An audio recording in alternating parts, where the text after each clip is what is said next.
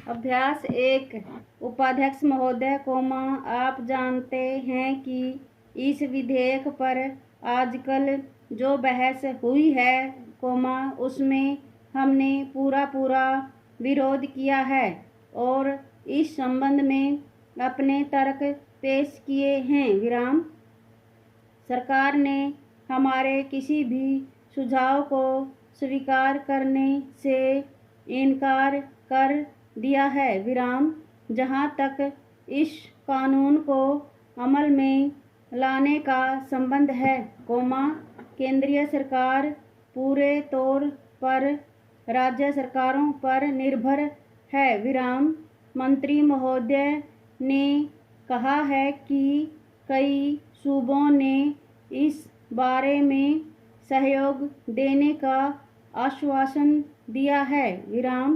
लेकिन मैं जानता हूँ कि कई सूबों ने इस कानून का बहुत सख्त विरोध भी किया है।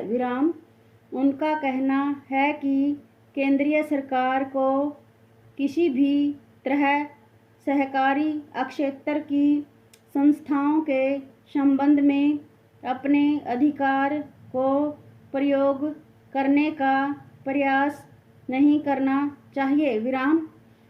इस सुझाव को पेश करने में मेरा खास मकसद यह है कि अगर सरकार ने इस विधेयक को अमल में लाना ही है, तो फिर यह विधेयक सारे देश में एक साथ अमल में आए और यह तमाम सहकारी बैंकों या सहकारी संस्थाओं पर एक साथ लागू हो। वरना जिस सूबे की सरकार यह मान लेती है कि इसको वहाँ पर अमल में लाया जाए, वहाँ की सहकारी बैंकों को प्रीमियम देना पड़ेगा।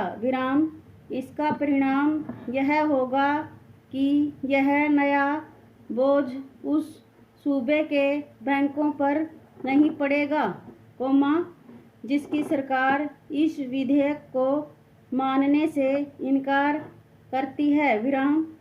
मेरे इस सुझाव को स्वीकार करने का यह भी लाभ होगा कि अगर केंद्रीय सरकार यह चाहती है कि इस कानून को किसी भी हालत में अमल में लाना चाहिए और सहकारी बैंकों में पैसा रखने वाले लोगों को तत्काल कानून का संरक्षण देना चाहिए, तो उस पर भी यह बंधन रहेगा कि चूँकि उसने इस विधेयक को 1 साल में अमल में लाना है, इसलिए यह जल्दबाजी करके इस विधेयक को पूरे देश पर एक साथ अमल में ला पाएगी।